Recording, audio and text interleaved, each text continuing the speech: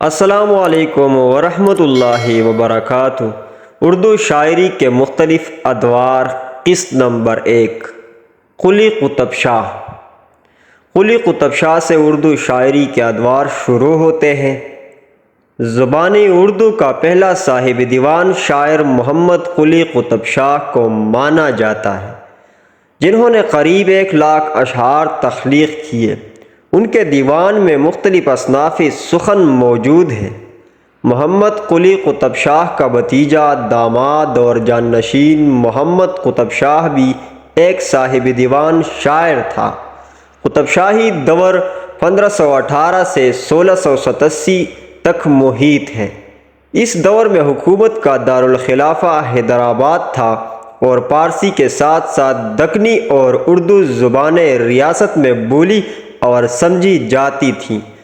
اس دور میں اور بھی اچھے شاعر ہو کر گزرے ہیں، جن میں ملا وجہی کو خاص اہمیت حاصل ہے، جو نہ صرف ایک اچھا شاعر تھا بلکہ نثر نگار کے طور پر بھی اس کا مرتبہ بلند ہے۔ ملا وجہی کی کتاب سبرس کو ادبی نثر کی پہلی اور اہم کتاب ہونے کا مرتبہ حاصل ہے۔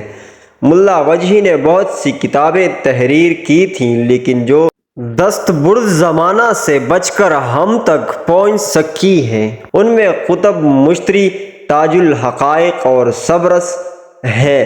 قطب مشتری ایک مثنوی ہے جس میں محمد قلی قطب شاہ کے معاشقے کے حالات درج ہیں۔ بابائے اردو ڈاکٹر عبدالحق کے خیال میں اگرچہ وجہی نے بہت کچھ دعویٰ کیا ہے، لیکن یہ مثنوی کوئی اعلیٰ پایہ کی نہیں ہے، قابل قدر صرف اس لحاظ سے ہے کہ قدیم ہے۔ تاہم ملا وجہی کا اصل کام سبرس ہے، جو ایک تمثیل ہے۔ دوسرے نمبر پر آتے ہیں امیر خسرو۔ امیر خسرو کو اگرچہ اردو کا پہلا غزل گو کہا جاتا ہے، لیکن یہ بجا معلوم نہیں ہوتا، کیونکہ خسرو کی زبان کو لمبی کھینچ تان کے بعد ہی اردو کہا جا سکتا ہے۔ ان کی غزل کا ایک شعر ذیل میں دیا جا رہا ہے۔ یہ شعر میں نے مختلف جگہوں پر الفاظ کی معمولی سی رد و بدل کے ساتھ پڑھا ہے۔ شعر کچھ یوں ہے: زحالی مسکین مکن تغافل در، آئے نینا بنائے بتیاں، کتاب ہجرا ندارم ایجاں، نہ لیہو کاہے لگائے چھتیاں۔ یہ زبان ہندوی ہے نہ کہ اردو۔ امیر خسرو اور قلی قطب شاہ کے درمیان تقریباً 250 سال کا فاصلہ ہے۔ اردو غزل جس کا آغاز دکن سے ہوا تھا، ولی دکنی جو اردو غزل کے دور اول کے شاعر ہیں اور غزل کے معمار بھی ہیں، کے دور تک پہنچتے وقت اس کی عمر 3 صدیوں کے لگ بھگ ہو چکی تھی۔ اردو غزل آج کے دور میں جن خطوط پر قائم ہے، اگرچہ وہ خطوط ولی کے دور سے بہت مختلف ہیں، لیکن یہ ایک حقیقت ہے کہ اگر ولی غزل کی بنیادیں مضبوطی سے تعمیر نہ کرتے تو شاید آج اردو غزل کسی اور جہت پر استوار ہو چکی ہوتی۔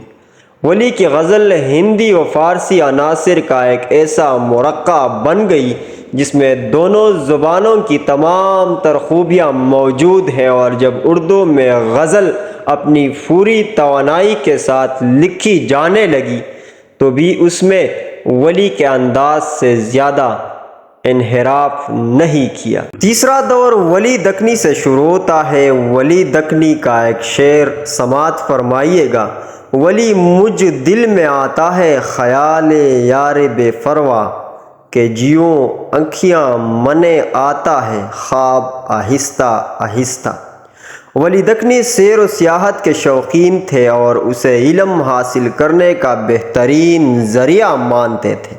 ولی کا اردو شاعری پہ ایک احسان یہ بھی ہے کہ انہوں نے دلی کا سفر کیا اور اس کے نتیجے میں وہاں کے بہت سے شاعر جو پہلے پارسی لکھنا باعث صد افتخار سمجھتے تھے، اپنی زبان کی طرف متوجہ ہوئے اور اردو غزل کہنے لگے۔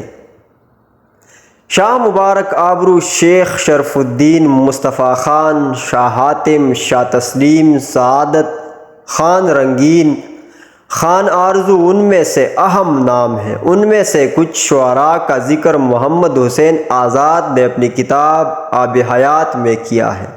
ولی 1700 میں دلی آئے تھے۔ اس سے پہلے کی اردو شاعری کا زیادہ تر حصہ غزل اور فقر فن پر مشتمل تھا۔ ایسا لکھنے والوں میں جعفر زٹلی، موسوی خان فطرت اور خواجہ عطا وغیرہ کا نام ملتا ہے۔ جعفر زٹلی کے ایک ہمسر میر عبدالجلیل بلگرامی ایک نمایاں شخص تھے جو اٹل تخلص کرتے تھے اور وہ بھی ان صاحبان کی طرح ہندی اور فارسی ملا کر اشعار کہا کرتے تھے۔ تو یہ تھی آج کی ویڈیو۔ اگلی قسط پڑھنے کے لیے انتظار کریں۔ شکریہ، والسلام۔